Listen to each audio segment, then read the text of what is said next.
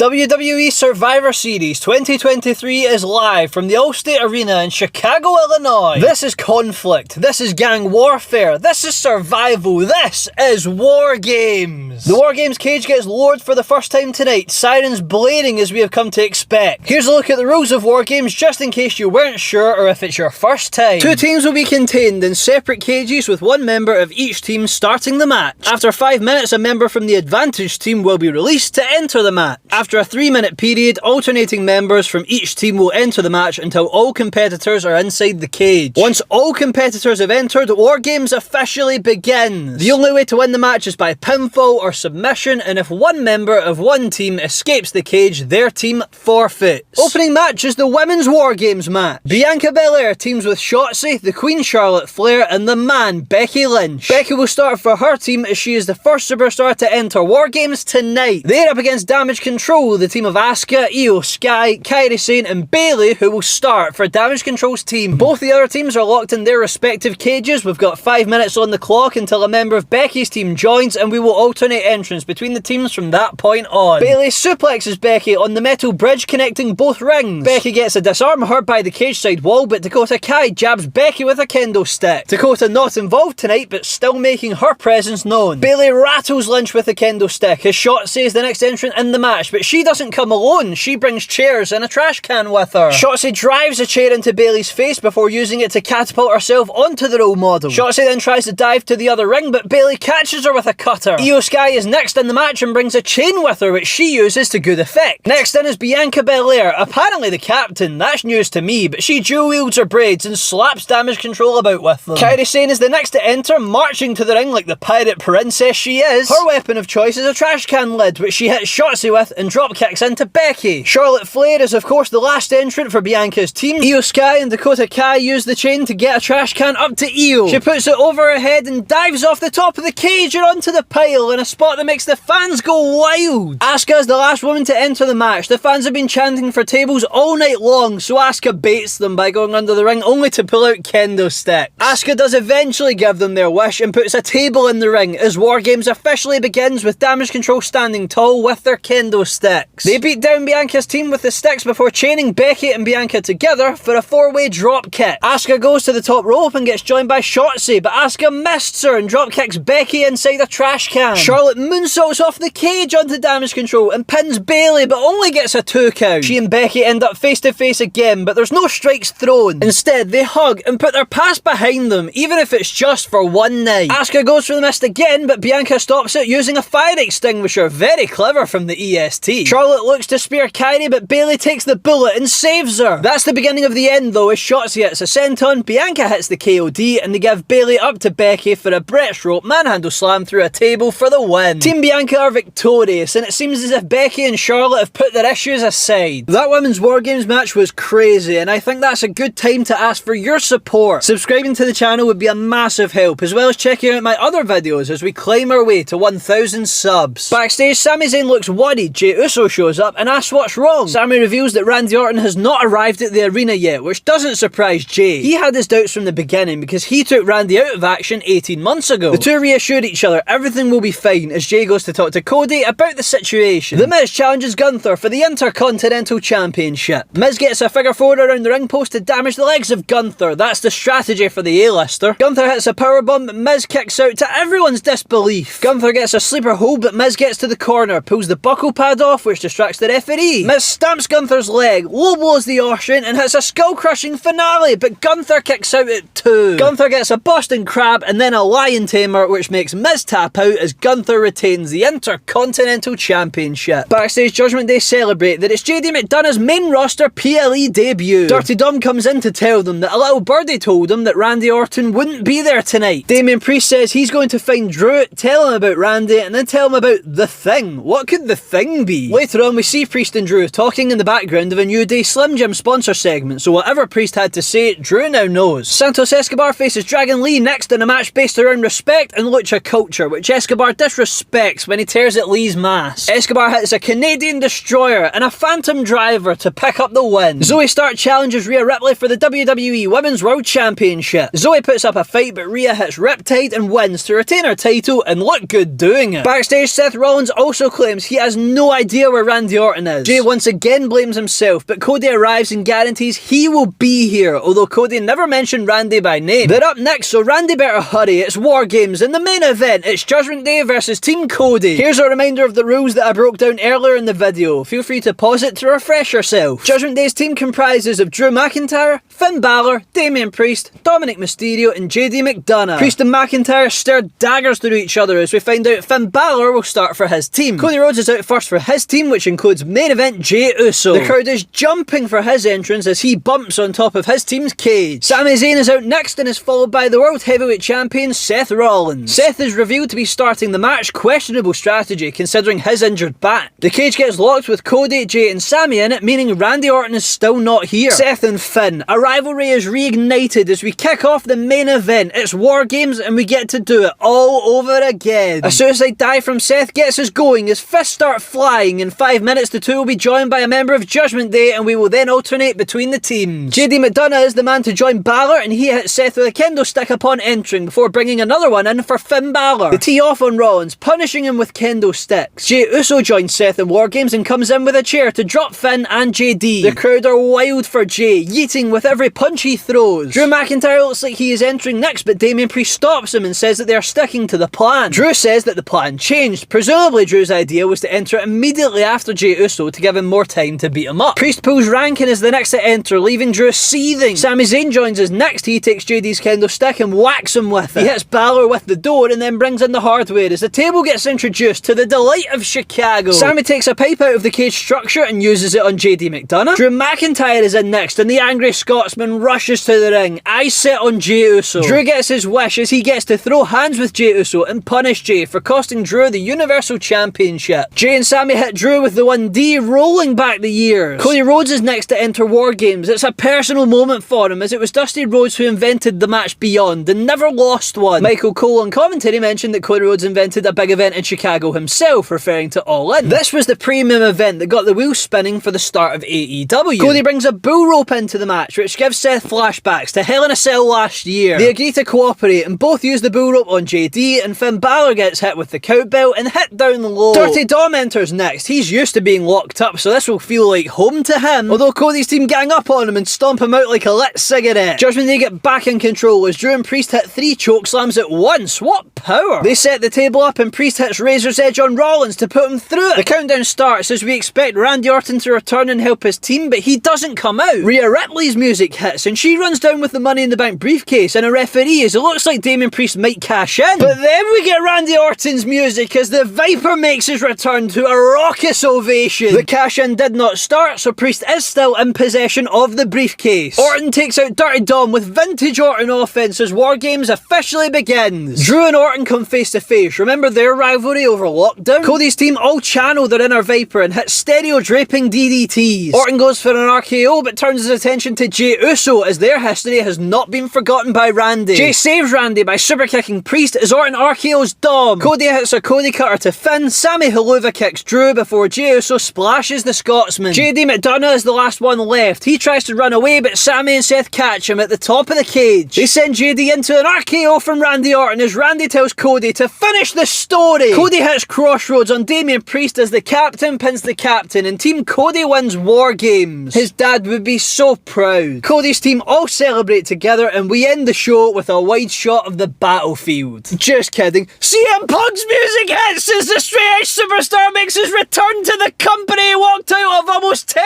years ago. Chicago comes unglued. Their hero is returned. This is insane. I never thought Punk would return to WWE, but here we have it. Punk celebrates his return with the Chicago faithful as the show goes off the air. What a way to end an amazing show. The next WWE pay-per-view is Royal Rumble and the build to that could be incredible. If WWE can control CM Punk's ego and personality, then it could be a beautiful reunion. Either that or it will tear the locker room apart. If you look look on social media, you can see what Seth Rollins thought about it all. Having to be restrained by Cole and Graves, he was livid. Triple H is just buzzing to get his famous picture with Punk. Tripper must be having the time of his life right now, reveling in the madness. The news cycle is in full flow right now, as the full details of Punk and Rollins, and even Drew McIntyre, who allegedly stormed out after the show, come to light. Whether you love or hate Punk, and I've publicly criticised him in my videos, you've got to admit he is money and he is entertaining. Has there ever been a wrestler more synonymous with a city than Punk in Chicago? Wrestling is in a great place, and I'm so excited for the next few months of WWE programming. Please, if you haven't done so already, show your support by subscribing to the channel and let me know what you liked about the show, what you didn't like about the show, and what you think I can do to improve. Hopefully you'll stick around, and I'll see you all next time.